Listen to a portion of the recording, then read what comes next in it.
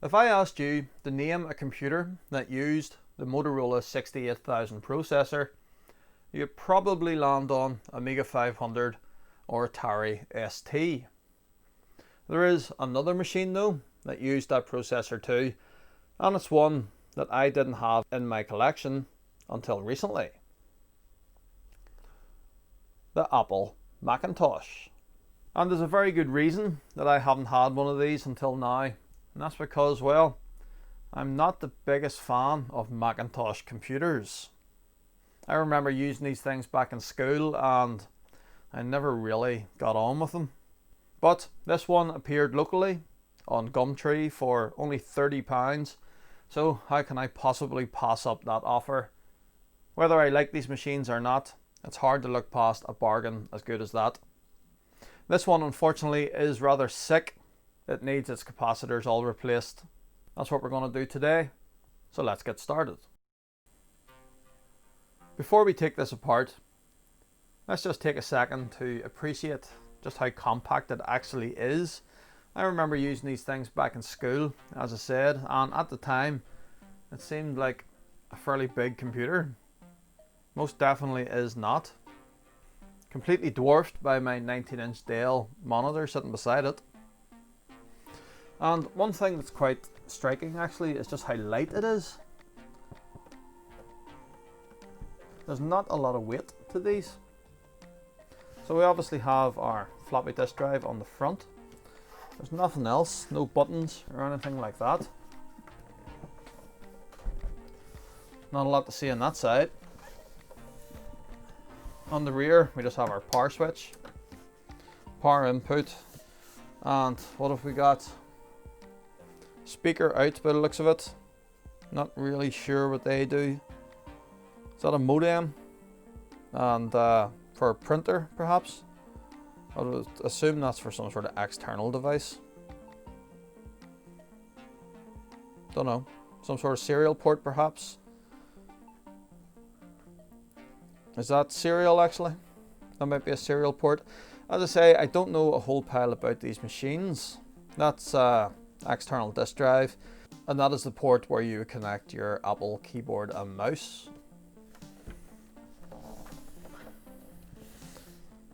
These buttons here, one of them's reset.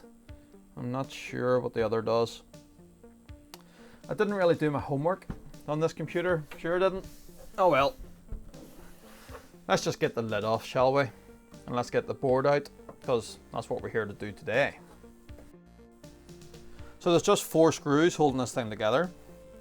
2 at the bottom here, and then 2 that are buried away in here. They do have a Torx head on them. This T15 screwdriver fits it nicely.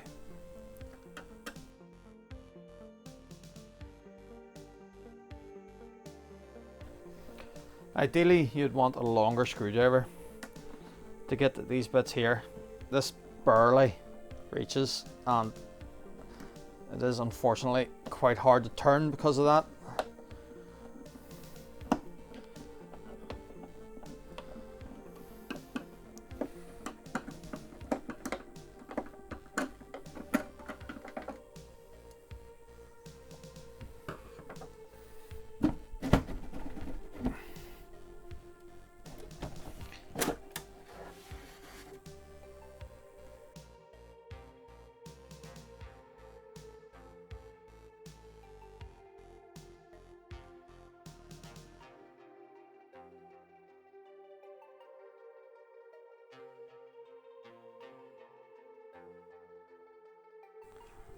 So it's not just as dusty in here as I might have expected, but what have we found? Well, we have a memory expansion.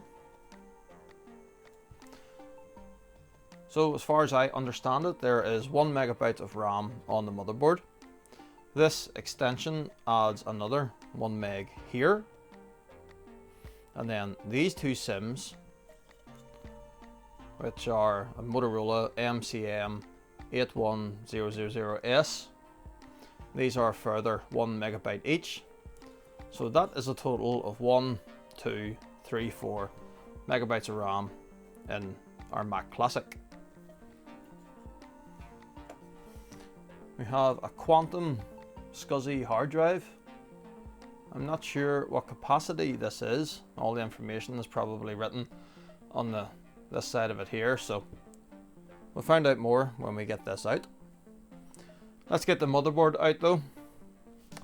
And you may be wondering to yourself, how did I know this needs a recap? Well, just sitting here like this, I can smell the electrolyte that has leaked out of the capacitors.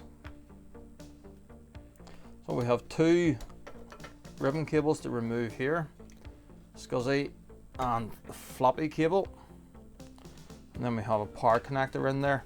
The motherboard itself just slides out. So let me slide it forward a bit, and that'll let me get to the power connector. There we are. And our motherboard's out.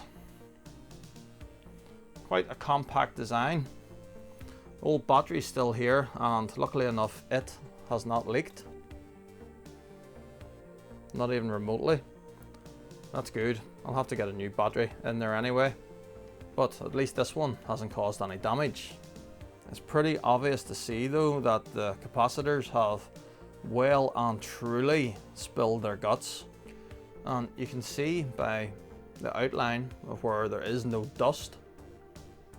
That's how far the spillage has got.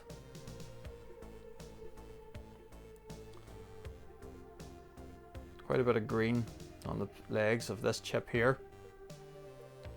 I'm hoping this is all just cosmetic damage here and there is no physical damage to any traces, but we'll not really know until we get in here and start cleaning things up. Right, we need to get these off, so let's get the soldering station out and we'll use a bit of hot air, see if we can't get these old caps moving. Just before we start with the hot air, I'm going to give things a bit of a clean with our IPA and toothbrush. I just want to get the worst off this, especially all the dust and whatnot.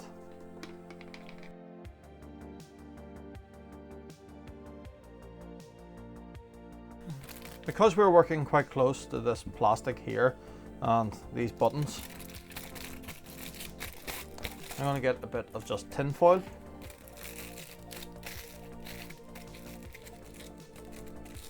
Fold it over a few times and get that in there just to help protect that plastic.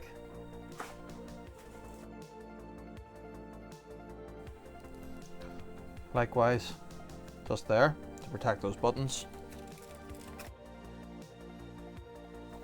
And then to make sure we're not accidentally melting any of the other solder pads on here, I'm just going to use some of our high temperature masking tape, or Captain tape.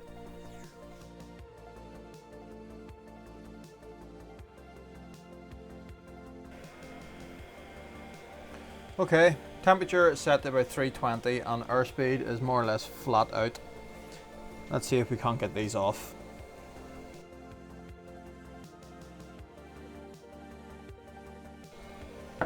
Alright, 320 is obviously not enough. Let's crank the temperature a bit. Try 350.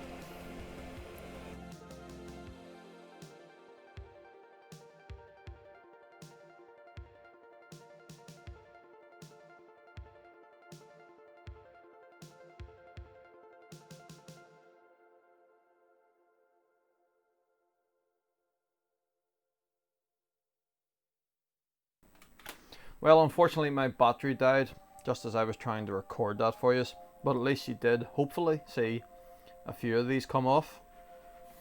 These ones here were not too bad. These ones here really did not want to know.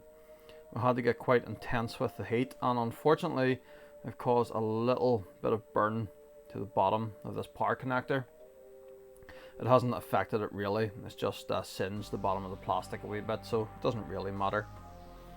The only other damage, again, unfortunately, this pad here, if you can see, there's just a little bit of play in it now, so it's ever so slightly loose, as is that one. It's very, very minor though. I dare say if I had tried to twist those off, at least those two pads would have completely ripped away, and then we would have been into patch wires. At least like this, the pad is still there, so we should be able to reconnect the new capacitor back on there. Next thing to do is I want to give this board a really good clean to get all that electrolytic off. So I'm going to remove this ROM chip here, and then it's going to get a bath in some soapy water. While waiting for the logic board to dry, I thought I'd strip down the rest of the machine just to give everything a good clean. But unfortunately, I've discovered another problem, and this time with the analog board. It is well and truly cooked. Check that out. So it would seem that the big bunch of capacitors here, just on the output, the power supply to the motherboard, have spilled their guts as well. You can see that the solder mask is just flaking off here in various areas. So we'll have to remove those caps and give everything a really good clean. But this area here, this is the underside of the transformer. It looks as if something has shorted out, and especially at this point where the board itself has suffered some damage. It is an absolute mess. Now I'm wondering, is it just the electrolytic has leaked across and caused a short?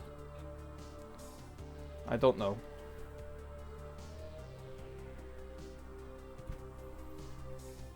So this is the bunch of capacitors I'm talking about that obviously leaked, and if we're changing all those, I suppose we may as well just change the rest of the caps on this board too.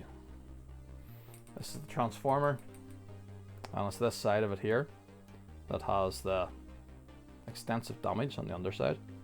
There's two refit caps here. This one here seems fine, but this one has a large crack running up it, so I'll order a replacement, probably just for the both of them. May as well while we're at it. Unfortunately, that means we're not going to be able to get this video finished today, because I'm going to have to order all these other parts. So definitely going to be a part 2, but for now let's get all these caps off and let's go from there. I've wrote a little list of all the different capacitors I need and a very dodgy diagram of their approximate location. Let's see about getting all the old ones off. Solder sucker is up to temperature. No time like the present.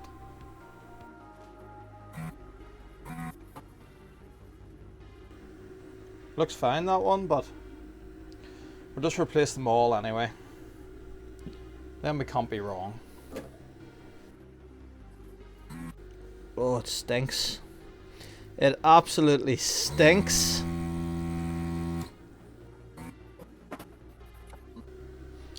That one, on the other hand, has most definitely spilled its guts.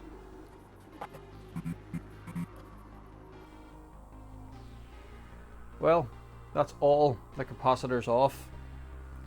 The ones in this area here had more or less all leaked. As you can see, I still need to clean that up. It's a bit of corrosion up and around here. I decided just to remove that transformer just to see underneath it. That's where it's blackened, but the transformer itself actually looks okay. Don't see any damage on it, so hopefully this is fine.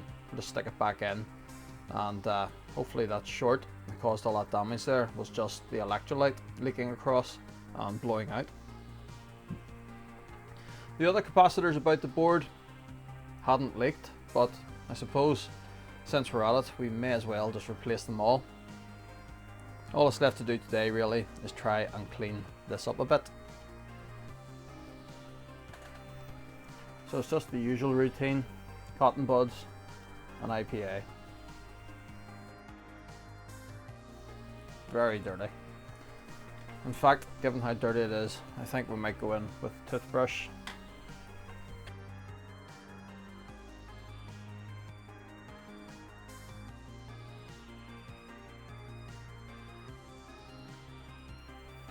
So I've given everything here about as good a clean as I can.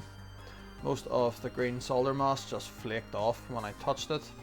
I did go over with the wee screwdriver here and the wee wire brush pen just to scrape off some of the more stubborn stuff that had turned black.